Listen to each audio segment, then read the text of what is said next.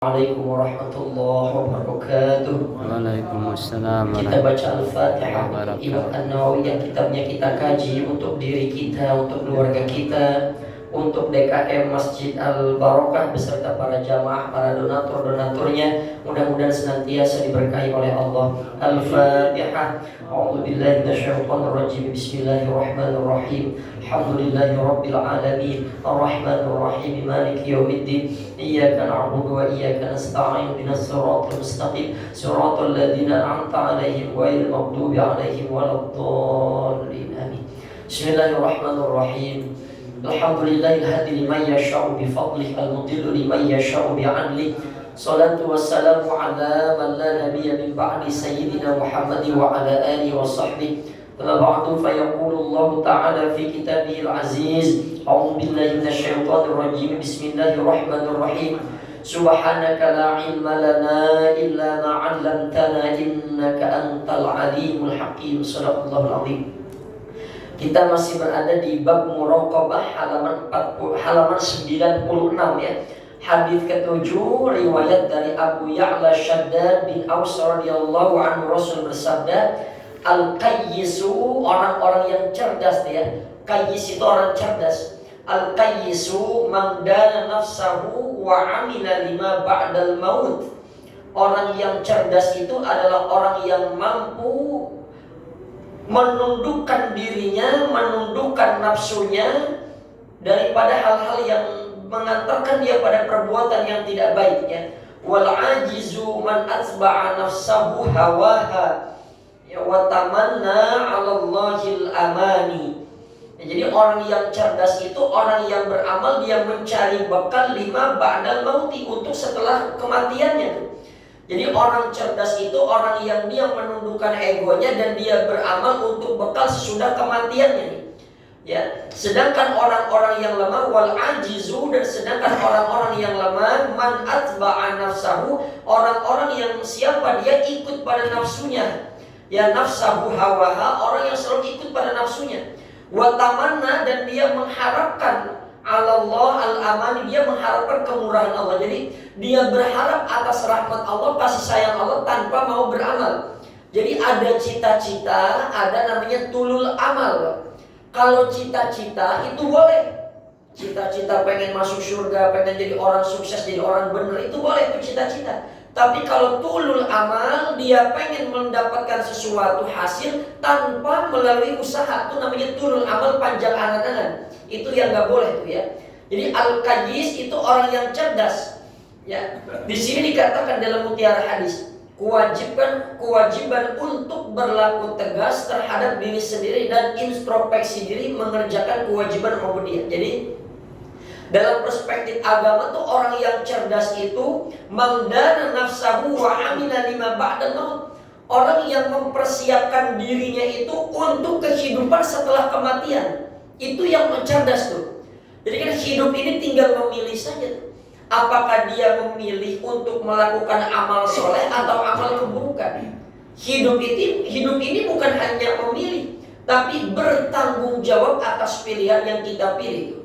Maka ketika manusia meninggal dunia, yatba'ul mayyit salas. Kata Nabi, yang ikut nanti ke liang lahat, ngikutin mayit itu ada 3. Fayarji'utnani wa yabqa wahidan. Yang pulang ke rumah itu 2. Wa yabqa wahidan, yang kekal itu cuma 1. Ya. Jadi yang ikut mayit itu sampai ke kuburan itu ada 3.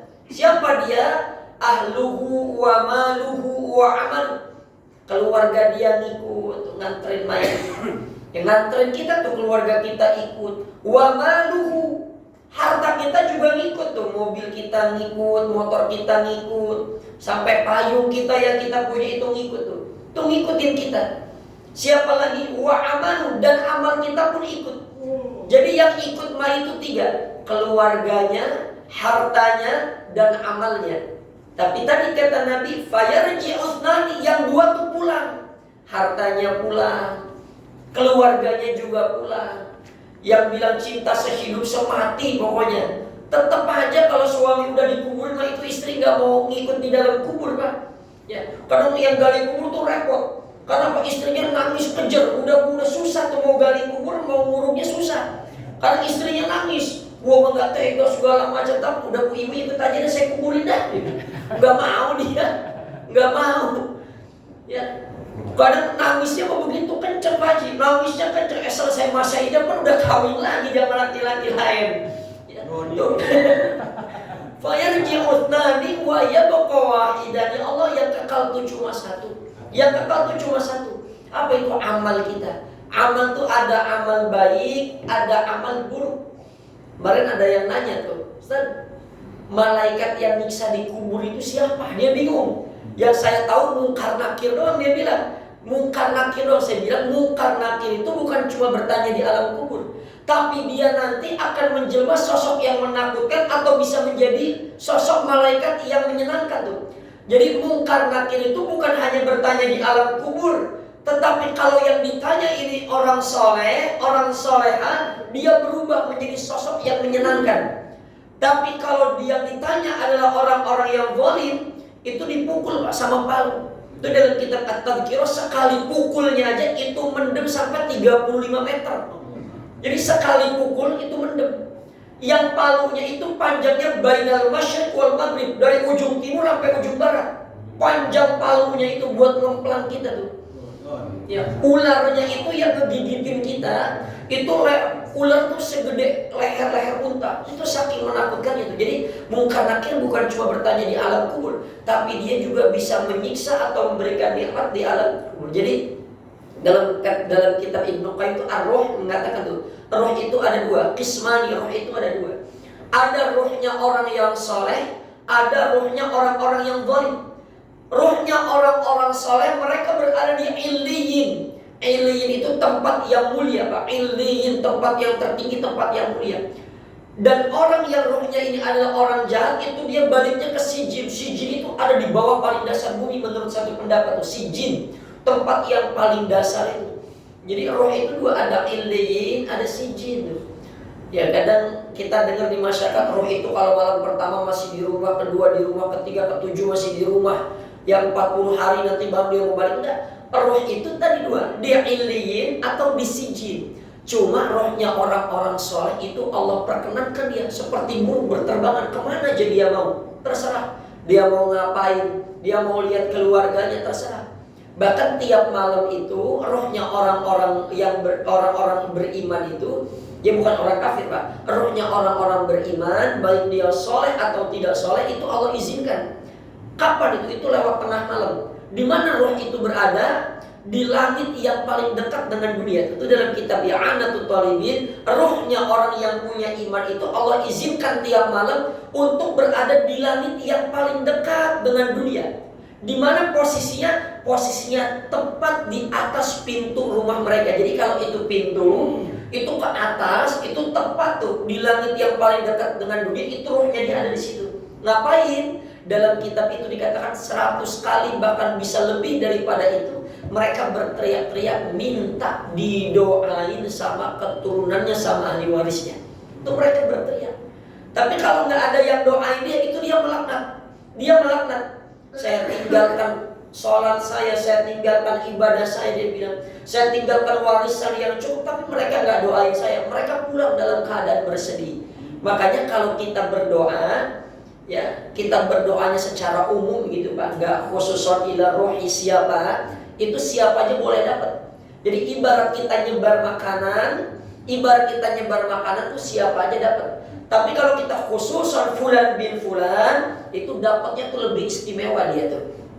Jadi sebetulnya doa yang kita baca tuh habis selamatan tuh, Allahumma taqabbal, ya Allah terimalah, wa ausil, dan sampaikanlah thawaba ma qaranahu minal Qur'anil azim. Hadiahkanlah apa-apa yang telah saya baca ini. Untuk siapa? Minal Qur'anil azim, daripada Al-Quran. Wa mahallalna, tahlil saya. Wa masabbahna, tasbih saya. Wa mastaghfar, dan istighfar saya. Wa masallaina, dan salawat kami. Ya, untuk siapa? Untuk fulan bin fulan, fulan bin fulan, itu kita doakan dulu. Jadi roh itu tadi ada dua, ada yang di Illiyin, ada yang di Sijin. Kalau dia memang disiksa dengan doa-doa kita, maka akan Allah ringankan noda dan dosa dia. Jadi kalau orang yang beriman itu dia nunggu doa-doa kita. Karena orang yang dikubur itu seperti kalmugawif, kayak orang lagi tenggelam. Orang tenggelam itu nggak butuh kulkas, nggak butuh duit sekoper, nggak butuh apa saja, nggak butuh dia. Yang dia butuh cuma pelampung yang bisa menyelamatkan ketika dia berada di dalam air. Ban yang harganya murah itu lebih dia butuhkan untuk menyelamatkan dia supaya dia tidak tenggelam. Jadi yang ikut main kita di dua. Ya ada tiga, yang kembali dua, yang kekal itu cuma satu ya. Kalau di alam kubur udah meninggal dia, ketika dia sudah meninggal itu mayat itu ditepuk paha sebelah kirinya. Sama siapa? Sama malaikat Munkar Nakir. Ditanya siapa kamu? Aku adalah amalmu. Kalau kebanyakan amal buruk itu menjelma jadi sosok yang menyeramkan. Tapi kalau dia amalnya amal solehnya banyak, itu berubah Pak, menjadi sosok yang akan menemani. Dan itu dalam kitab itu dikatakan. Dia bertanya, mana anak saya, mana istri saya? Dia bilang, loh bukannya dia sadar dia udah mati, dia kayak orang linglung Pak. Ya orang meninggal tuh kayak orang bingung di alam kubur, nih saya di mana? Kok tempat begini, mana anak saya, mana istri saya? Dia bingung. Makanya dia nanya, mana keluarga saya, mana anak saya? Dia bertanya. Maka amal itu menjawab, anakmu dan istrimu sudah pergi meninggalkanmu. Kini tinggal hanya aku sebagai amal soleh atau amal buruk yang akan menemani. Itu kalau amalnya amal soleh Pak, itu orang yang meninggal dia lebih memilih meninggal. Ya Allah tahu dulu meninggal lebih baik saya meninggal ya. Jadi kita kan suka takut sama istilah kematian Pak. Kita sama mati itu takut. Padahal kata ulama-ulama tafsir, mati itu hakikatnya adalah kehidupan. Jadi mati pada dasarnya itu bukan kematian. Justru mati itu adalah kehidupan. Kok bisa begitu? Ketika ada ayat kullu nafsin dha'iqatul maut, setiap manusia yang bernyawa dia pasti akan merasakan kematian. Al-maut kata ahli tafsir, ketika dia menukil sebuah perkataan, al-mautu babun wa kullu nasi dakhilu. Yang namanya mati itu pintu, al-mautu babun, kematian itu pintu. Wa kullu nasi dakhilu, setiap manusia pasti akan memasukinya, pasti akan melewatinya. Jadi kematian itu hakikatnya bukan mati Pak. Tapi kematian itu sejatinya adalah untuk menuju kehidupan yang berikutnya. Dan kehidupan yang berikutnya akan ditentukan daripada bagaimana amal-amal kita selama di dunia. Jadi al-maut, kematian, itu kata ulama tuh seperti ayam yang ada dalam telur, anak ayam. Dia kalau pengen mendapatkan kehidupan yang lebih luas, yang lebih enak, dia harus berusaha memecahkan kerak telur itu. Dia harus berusaha memecahkan kulit telur itu, sehingga dia bisa lahir di dunia. Maka kata ulama tafsir, pada dasarnya kematian itu adalah perpindahan alam untuk menuju kehidupan yang berikutnya. Jadi mati itu hakikatnya kehidupan, bukan kematian. Mati itu adalah kehidupan untuk menuju alam-alam yang berikutnya. Al-maut, ya makanya kata Nabi, al-maut tuhfatul mu'min. Mati itu sejatinya tuh kado terindah buat orang yang beriman. Al-maut rohatul mu'min. Kematian itu adalah istirahatnya orang-orang yang beriman tuh. Jadi mati adalah istirahatnya untuk orang-orang yang beriman. Jadi orang beriman kalau sudah meninggal dunia, sudah tinggal menerima dia apa-apa yang telah Allah janjikan. Kan pertanyaannya kapan kita mati? Kapan kita akan mati? Jawaban kita ya kalau ajalnya udah datang. Apa yang dimaksud dengan ajal? Contohnya ada ayat fa'idza jaa ajaluhum tuh. Ajal itu batasan waktu kan? Ajal itu artinya batasan waktu. Kalau tadi kematian itu, mati itu artinya perpindahan alam. Kalau ajal artinya batasan waktu, batasan kekuasaan, batasan kapan orang ini berkuasa itu namanya ajal. Termasuk batasan kita hidup di dunia itu namanya ajal. Oh dia mati, emang udah ajalnya, emang udah batas waktunya tuh. Ada yang namanya wafat. Tuh Al-Quran menggunakan kata maut, ajal sama wafat. Contohnya dalam ayat Allahu yatawaffal anfusa hina mautiha. Allah mewafatkan. Wafat, apa makna wafat? Wafat itu artinya sempurna. Kata ulama, orang itu tidak akan meninggal dunia melainkan rizkinya sudah aku sempurnakan di dunia.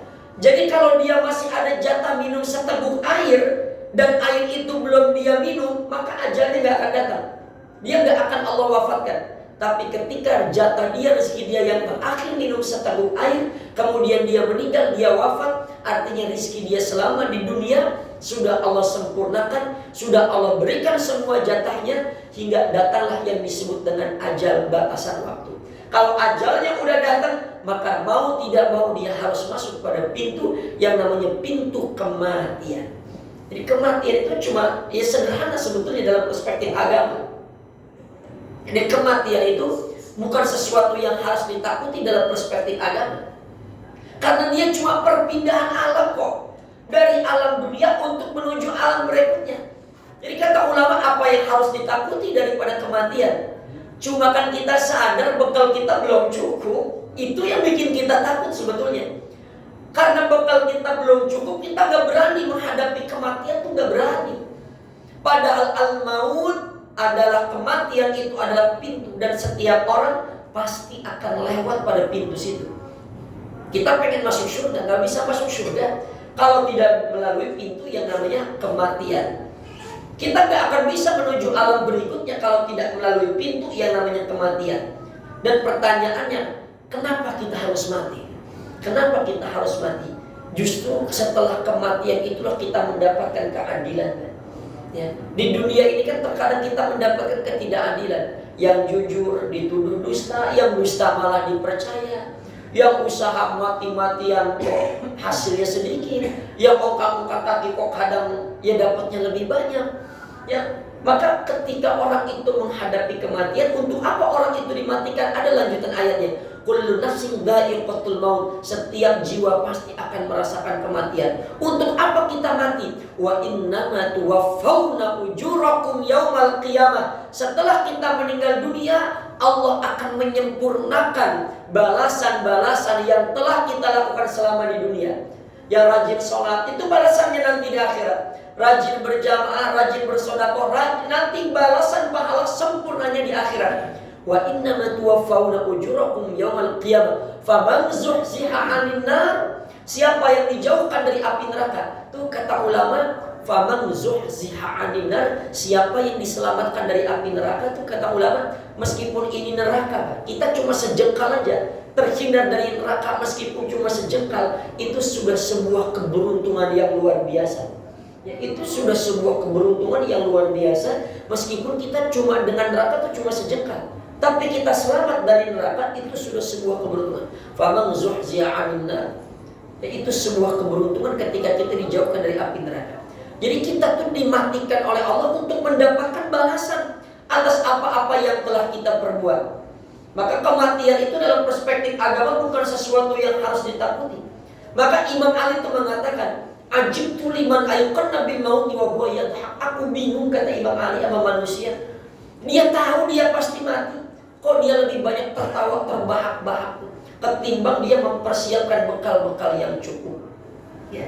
Kemudian hadis berikutnya, min husni islamil mar'i tarkuhu ma la ya'ni. Di antara baiknya orang itu dalam beragama, dalam berislam, adalah orang-orang yang meninggalkan apa-apa yang tidak memberikan manfaat untuknya. Kata Imam Asy-Syafi'i, idza asyamru sittina amman falismul umri tamhaqu layya. Kalau manusia dikasih umur 60 tahun, yang 30 tahunnya habis dilalui untuk melewati malam-malamnya, habis dipakai tidur. Kemudian yang 15 tahunnya lagi habis dia pakai buat ngobrol, buat bercanda, buat ngelamun, buat hal-hal yang tidak ada manfaatnya. Yang 15 tahun lagi habis dipakai untuk kerja, cari nafkah. Tapi yang 30 tahun itu, kata Imam Asy-Syafi'i, justru itu lebih habis digunakan untuk tidur ketimbang untuk beribadah. Ya. Jadi katakan ini anjuran kepada manusia agar selalu menyibukkan diri dengan segala hal yang memberikan manfaat. Ya. Sampai ketika Nabi itu mengatakan kepada para sahabat, beramalah, beramal. Sebab tidak ada yang bisa menyelamatkan kita melainkan daripada rahmatnya Allah. Jadi Nabi saja beramal itu tidak bergantung pada amal. Itu dikatakan dalam hadis itu, la yadkhula ahadan amaluhul jannah. Tidak ada seorang pun yang dengan amalnya dia bisa masuk surga. Meskipun orang ini dia sudah beramal banyak, dia gak bakal bisa masuk surga. Sahabat nanya, apakah termasuk engkau ya Rasul? Meskipun amalmu sempurna, engkau tidak akan masuk surga. Betul, termasuk aku. Tidak ada orang yang bisa masuk surga dengan amalnya. Kata Nabi, illa ayyataghammadani Allah bifadli wa rahmat. Kecuali aku mendapatkan karunia, anugerah dan rahmat Allah. Oh, jadi kita beramal itu nggak menjamin kita masuk surga. Yang beramal saja tidak ada jaminan masuk surga, apalagi yang tidak beramal soleh. Jadi kita ini masuk surga bukan karena amal kita, bukan, tapi karena kasih sayang Allah kepada kita sehingga kita bisa masuk surga. Bagaimana supaya kita mendapatkan kasih sayang dari Allah? Dengan cara beramal soleh. Jadi amal kita tuh kalau ditimbang-timbang itu enggak bisa nganterin kita ke surga. Dulu ada orang dalam kitab Tanbihul Ghafilin itu nanti akan ada manusia yang dia beribadah 500 tahun. Ketika dia akan dimasukkan ke dalam surga, kata Allah, malaikat masukin orang ini ke dalam surga karena rahmatku. Si orang ini bilang, apa ya Allah? Saya pengen masuk surga bukan karena rahmatku. Saya pengen masuk surga karena amal ibadah saya selama 500 tahun saya beribadah. Oh begitu mau kan? Baik, kata Allah. Malaikat kalau begitu hitung, timbang. Lebih banyak nikmat yang aku berikan kepadanya atau lebih banyak ibadah yang dia lakukan. Setelah ditimbang, ternyata dihitung-hitung, orang ini mohon ampun kepada Allah. Apa sebabnya? Nikmat kedipan mata saja selama 500 tahun yang dia bisa ngedik dengan baik, itu tidak mampu untuk menutupi daripada amal soleh yang dia lakukan selama 500 tahun, tidak mampu menutupi kedipan mata dia sebagai sebuah nikmat selama 500 tahun. Ini nggak bisa. Maka kalau orang, betul kalau dalam perspektif tasawuf, orang beribadah kepada Allah, kemudian dia minta pahala, minta ini, minta itu sebetulnya tuh kata ulama tuh nggak bagus. Kenapa nggak bagus? Dia sudah ditakdirkan untuk ibadah saja, itu sudah sebuah keutamaan yang luar biasa. Ya. Maka kan doa-doa ulama tuh ngajarin bukan minta pahala, tapi minta diterima sebetulnya. Termasuk Nabi Ibrahim. Nabi Ibrahim kan doanya, Allahumma taqabbal, ya Allah terimalah. Ya Rabbana taqabbal minna innaka antas samiul alim. Ya Allah terimalah dari atas apa-apa yang telah aku lakukan. Jadi amal ibadah kita tuh minta supaya diterima oleh Allah. Karena ketika kita dikehendaki oleh Allah untuk beribadah, itu pun sebagai sebuah kenikmatan yang luar biasa, yang belum tentu Allah berikan kepada orang lain. Jadi kalau kita beribadah, kita mengharapkan ganjaran, katanya kalau sholawat nanti rezekinya lancar. Ini masih syarat-syarat aja, ya. Padahal itu bagus sebagai salah satu cara, tapi belum tentu itu semua akan dibalas. Tapi nanti dibalasnya itu dibalas di akhirat. Maka dalam kitab Tanbihul Ghafilin, seandainya manusia tahu balasan di akhirat itu lebih banyak, dibalasnya doa kita, dijawabnya di akhirat lebih baik. Seandainya manusia tahu, mereka akan mengatakan, ya Allah kalau saya tahu begini, lebih baik semua nggak ada yang dibalas di dunia. Lebih baik dibalasnya di akhirat. Ya, itu sampai orang-orang mengatakan, ya Allah tahu begini, saya minta dibalasnya di akhirat saja. Ya. Jadi kematian itu sebetulnya bukan sesuatu yang harus kita takuti. Ya, setiap manusia itu punya tanda, setiap benda apapun punya tanda. AC kalau mau rusak itu kan ada tandanya dulu ya. Speaker mau rusak itu ada tandanya kan. Mobil, motor mau rusak itu ada tanda-tandanya. Termasuk kematian kita pun kadang Allah kasih tanda-tanda. Ya, termasuk kematian kita pun itu Allah kasih tanda-tanda. Kan Nabi Daud itu dulu sempat didatangi sama malaikat Israel. Yang kemudian malaikat Daud bertanya, engkau ini datang ke sini mau silaturahim atau engkau ini mau nyambut nyawa saya? Enggak, kata malaikat Daud, cuma silaturahim aja. Kata Nabi Daud, nanti kalau akan tiba ajalku, tolong kasih tahu tanda-tanda bahwa aku ini akan mati. Baik, kata malaikat Daud. Lama nih malaikat Daud nggak mengunjungi Nabi Daud. Sekalinya datang bertanya lagi Nabi Daud, engkau datang ke sini mau nyambut nyawa saya Atau engkau ingin main saja? Kata malaikat maut, kali ini aku akan mencabut nyawamu. Nabi Daud protes, loh kenapa engkau tidak kasih tanda-tanda? Kan aku sudah berpesan bahwa nanti kalau akan tiba ajalku, tolong berikan tanda-tanda. Itu kata malaikat maut, wahai Nabi Allah Daud, bukankah sejauh ini aku sudah memberikan tanda-tanda? Dari mulai rambutmu yang hitam sekarang menjadi putih, ya, yang tadinya gigimu utuh mulai meninggalkanmu satu persatu. Tenagamu yang kuat menjadi lemah, umurmu semakin lama makin bertambah. Apa engkau tidak sadar bahwa itu adalah ciri-ciri kematian? Tersadar Nabi Allah Daud. Berarti Pak, penyakit-penyakit yang ada pada manusia tuh di masa-masa tuanya udah 35, 40 kan mulai datang tuh penyakit satu-satu. Itu sebetulnya kata ulama utusan daripada malaikat maut untuk ngingetin kita tuh. Tuh yang asam uratnya kambuh, tuh kalau kita lagi dicubit-cubit malaikat maut tuh. Yang lagi remati itu ya, yang rambutnya mulai putih, itu utusan malaikat maut itu sebetulnya, Pak. Ya rambutnya putih itu. Ya, bisa kalau disemir aja gimana biar malaikat nggak kenalin kita, tetap malaikat kenalin kita. Tetap. Itu saking manusia gak pengen mati, sampai Al-Quran tuh berapa kali menggunakan kematian. Sampai Al-Quran menutup dengan ayat Qul innal mautal ladzi tafirruna minhu fa innahu mulaqikum. Ketahuilah engkau lari dari kematian, suatu saat dia pun akan mendatangi kamu. Oh, andai kematian ada di sini, oh ini malaikat maut mau nyabut nyawa saya pengen pindah ke sana. Kita pindah ke sana dan ternyata kita matinya di sana. Berarti memang kematian itu ajalnya ada dari sana. Ya. Jadi itu rambut putih, kemudian gigi kita mulai ompong, penyakit udah mulai banyak, asam urat, darah tinggi, jantung, berbagai macam penyakit. Hakikatnya itu tanda-tanda bahwa kita akan mengalami kematian. Dan itu yang disebut dengan pasukan-pasukan daripada malaikat maut. Ya. Jadi betul dalam Al-Quran, al-yauma nakhtimu ala afwahihim wa tukallimuna aydihim wa tashhadu arjuluhum bima kanu yaksibun. Ada ayat wa man nu'ammirhu nunaqqishu fil khalqi afala yaqilun. Siapa yang dipanjangin umurnya maka nanti dia bakal balik kayak masa kecilnya. Dulu kita nggak punya gigi, makin tua nggak punya gigi, Pak. Ya. Mata kita waktu bayi itu kan bayi itu nggak bisa mengenali cahaya, Pak. Cuma ya putih hitam